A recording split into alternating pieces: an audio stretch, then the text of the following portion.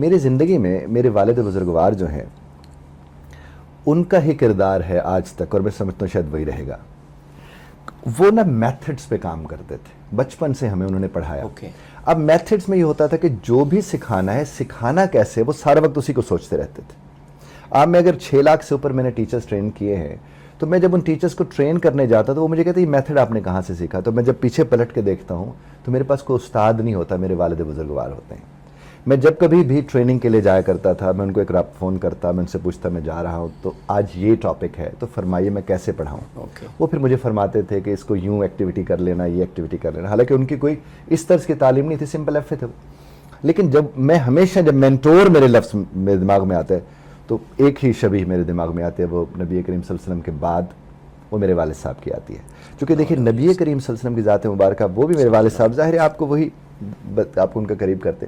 مجھے میرے والد صاحب فرماتے کہ بیٹا طائف میں نبی کریم صلی اللہ علیہ وسلم کے پاس فرشتہ آیا کہ کہو تو ان پہ پہاڑ گرا دو، اور وہ دعوت دینے گئے تھے، تعلیم دینے گئے تھے. تو مجھے کہنے لگے کہ تمہیں پتہ پہاڑ کیوں نہیں گرا تھا؟ میں نے کہا بس وہ آپ نے فرمایا کہ نہیں گرانا. کہتے نہیں، خالق رحمت للعالمین نے پیسج بھیجا تھا. میسج بھیجنے والا کون ہے؟ خالق رحمت للعالمین. میسج لینے والا رحمت للعالمین. یہ نہیں ہو سکتا. تو مجھے وہ فرمایا کہ یہ ممکن کیسے ہے کہ وہاں پہاڑ گر جاتا. تو وہاں پر وہ ایک اور جملہ اس پر وہ فرماتے تھے کہ عالم اگر صابر نہ ہو پھر اس سے بڑا ظالم کوئی نہیں ہوتا. تو مجھے پھر وہ طائف سمجھاتے تھے کہ وہاں وہ جب وہ ایک عظیم ہستی ان کے پاس گئی تھی تو صبر تھا نا کہ نالین مبارک تک لوح لہان ہو گئے تھے. بالکل. تو مینٹور کی جب ہم بات کرتے ہیں نبی کریم صلی اللہ علیہ وسلم کی ذات مبارکہ، اور پھر ظاہر اس کے بعد آپ کی زندگی میں جو لوگ ہوتے ہیں، میرے ہاں تو صاحب میرے والد صاحب ہی ہیں. ان کی کوئی ویسے تو ظاہری بات ہے ان کی ساری باتیں آپ کے لیے بہت قیمتی ہیں اور آپ میں نظر بھی آتی ہیں یقینی طور پہ، لیکن کوئی ایک بات جو آپ کہہ لیں کہ جس کے اوپر آپ کی بالکل لائف ٹکی ہو، کوئی ایسی بات؟ ہاں، وہ ایک بات، اخلاق کو بڑی اہمیت دیتے تھے وہ، بہت زیادہ. وہ اخلاق کو بھی، بلکہ اخلاق کو ہی کردار سمجھتے تھے. مجھے وہ فرماتے ہیں کہ جب بیٹا تمہارے پاس کوئی چل کے آتا ہے تم سے ملنے کے لیے یا تمہیں کچھ سنتا ہے تو وہ تم سے زیادہ عزت والا ہوتا ہے. اچھا، میں نے اس بات کو کہا کہ ہم تو اس کے برعکس سنتے رہے، کسی کے ڈیرے پہ جب لوگ جاتے تو ڈیرے والے کو عزت دار سمجھا جاتا ہے وغیرہ وغیرہ. تو مجھے وہ فرمانے لگے، کہنے لگے بیٹا جو تمہاری عزت کا سبب ہوگا وہ تم سے زیادہ عزت والا نہیں ہوگا. اور جس گھڑی ان کی یہ بات مجھ تک پہنچی وہ ٹکرائی نہیں، اس نے میرے ذات کے اندر ایک زلزلہ برپا کر دیا. اور کتنی دیر میں اس کو پروسیس کرتا رہا اس ساری بات کو کہ یہ تو بالکل ایک ڈائنامک سی اور ہو گئی. اور مجھے یہ بات سمجھی. اب میں ہر استاد کی خدمت میں اپنے والد صاحب کی یہ بات جو ابھی تک اپنے پہ ٹکی ہوئی ہے میرے ساتھ، وہ جڑی ہوئی ہے، تو میں اب ہر استاد سے کہتا ہوں کہ اگر آپ کمرے جماعت کے اندر آپ تشریف لے جاتے ہیں اور اپنے عزت کے سبب کو بے عزت نہیں کرتے ہیں تو پھر تو آپ سند یافتہ عزت دار ہیں. اور اگر اپنی عزت کے سبب کو بے عزت کر رہے تو وہ ظاہر غیر مناسب فعل ہے. اور میرے قبلہ والد صاحب ہمیشہ مجھے یہ بات فرماتے کہ بیٹا جب تیرے پاس کچھ چل کے آئے اور بیٹھ کے کچھ سن رہا ہو تو یہ یقین مان لو کہ ان کی وجہ سے تمہاری عزت ہو رہی ہے اور تمہیں ان کی عزت کرنی ہے. اور یہ چیز میرے ساتھ ظاہر ٹکی ہوئی ہے. پھر ہمارے پاس جب لوگ دوست احباب آتے ہیں ملنے کے لیے تو میں ان کو نا باہر گاڑی تک چھوڑنے جاتا ہوں. تو بارہا لوگ کہتے ہیں، ان میں کچھ لوگ ایسے بھی جو ہمارے ٹرینیز ہوتے ہیں، وہ کہتے ہیں سر آپ تو رہنے دیجئے نا، آپ تو مت ساتھ چلیے. تو میں ان سے کہتا ہوں کہ میں آپ کے لیے تو آ ہی نہیں رہا، میں تو اپنے لیے آ رہا ہوں. اور یہ بات بھی میرے والد بزرگوار نے ہمیں سمجھائی ہے. میں تو آپ کو بتاؤں ہم تو پور اپنی قرض دار سمجھتے ہیں. یعنی کوئی بھی ایسا معاملہ نہیں ہماری زندگی کا جس میں ہمارے والد صاحب کا کوئی کردار کسی طرح سے نظر. اور بعض اوقات پلٹ کے ہم دیکھتے ہیں کہ یہ کہاں سے سیکھا تو صرف ایک ہی چہرہ سامنے آتا ہے کہ میرے والد بزرگوار نے ہماری تربیت اس طرز پر کی ہے. میری والدہ صاحبہ ہوں، میرے والد، چونکہ میرے والد صاحب ہمیشہ یہ فرمایا کرتے تھے کہ اولاد کے اوپر خرچ کرنا ہی خرچ کرنا ہوتا ہے اور اس کی تربیت پہ خرچ کرنا. وہ ہمیشہ یہ بات کہا کرتے تھے. وہ کہتے کہ اگر ایسے حالات آ گئے کہ میں ان کے لیے کچھ بھی نہ کر سکا، میں کپڑے بیچ دوں گا، ان کی تربیت میں کمی نہیں آنے دوں گا. اس حد تک وہ کہتے تھے. اور آج پھر ہمارے خاندان میں، ہمارے ملنے ملانے والوں میں جب لوگ ان چیزوں کو دیکھتے اور سمجھتے ہیں، وہ انسپریشن لیتے ہیں. تو بہت سے ایسے گھر ہیں جو کہتے ہیں کہ ان کی طرح ہونا ہے.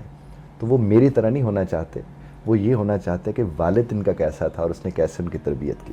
بالکل، مجھے اس بات کا اندازہ ہے. آپ کے گھرانے کے ساتھ میرا ایک اپنا ایک بڑا قریبی بانڈ ہے اور بڑا ایک روحانی اٹیچمنٹ ہے.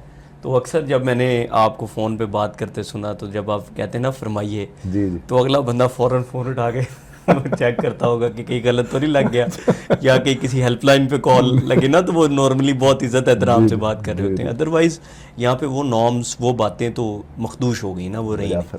تو جن لوگوں میں ابھی بھی یہ باتیں ہیں یا یہ کوالٹیز یا خوبیاں انکلکیٹ کی ہوئی بزرگوں نے یا تربیت نے، تو وہ بڑی بات ہے. آپ نے بھی ابتدائی میں لاہور کا فرمایا، مجھے اس بات سے ایک بات یاد آ گئی. میں یہاں لاہور میں ہم لوگ بالکل نئے نئے آئے ہوئے تھے، تو میں ایک تندور والے کے پاس گیا نان لینے کے لیے. تو میں نے اسے کہا کہ مجھے 2 نان دے دیجیے گا، 2 نان یا 2 روٹیاں جو بھی لینا چاہ رہا تھا. اور میں کافی دیر سے وہاں کھڑا ہوں اور میرے پاس نہ نان آ رہے ہیں نہ روٹی آ رہی ہے. تو اتنی دیر میں میرے پیچھے سے ایک صاحب بڑے قویل جثہ تھے، وہ تو شیف لائے، انہیں ہلکا سا مجھے بھی دھکا لگا 2-4 اور لوگوں پہ، اور انہیں وہ گالی دی جو میں نے زندگی میں پہلی دفعہ سنی تھی. تو وہ دے کر تندور والے سے کہا کہ یہ بچہ اتنی دیر سے کھڑا ہے تو اسے نان نہیں دے سکتا. ابھی میں حیرانی سے انہیں دیکھ رہا تھا اور نان میرے پاس تھے. اچھا، پہلے آپ کہہ رہے ہو. مجھے وہ صاحب فرمانے لگے، کہنے لگے کہ دیکھو بیٹا، یہاں تم نے رہنا ہے نا، تو دھڑلے سے اور اس طرح بات کرنی ہے تو تجھے نان روٹی ملے گی، نہیں تو نہیں ملے گی. تو میں نے ان سے ایک گزارش کی تھی آپ کے اس جملے سے.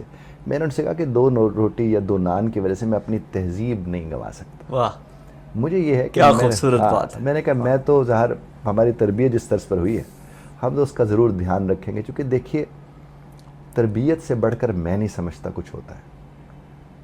اور تربیت ہر شخص کا حق بھی ہے کہ اس کے والدین اس تک لے کر جائیں. لیکن میں نے چونکہ میں ہوم سکولنگ کو بہت زیادہ امپورٹنس دیتا ہوں، تو میں آپ کو ایک بات عرض کروں، جب تک تربیت نہیں ہوگی تب تک ان تمام تر مسائل کا ہم شکار رہیں گے جو آج کل ہم سوشل میڈیا کی صورت میں، ہم دوسرے میڈیا کی صورت میں ہے کہ لب و لہجہ نہیں ہے، کوئی حساب کتاب نہیں ہے. میں تو اکثر لوگوں سے کہتا ہوں کہ ہمیں تو اچھے لوگ سننے کو ملے، بڑے زبردست رول ماڈلز رہے، جیسے ضیاء محی الدین صاحب ہیں، جیسے طارق عزیز صاحب تھے، طلعت حسین صاحب تھے، عظمیٰ گیلانی صاحبہ تھیں.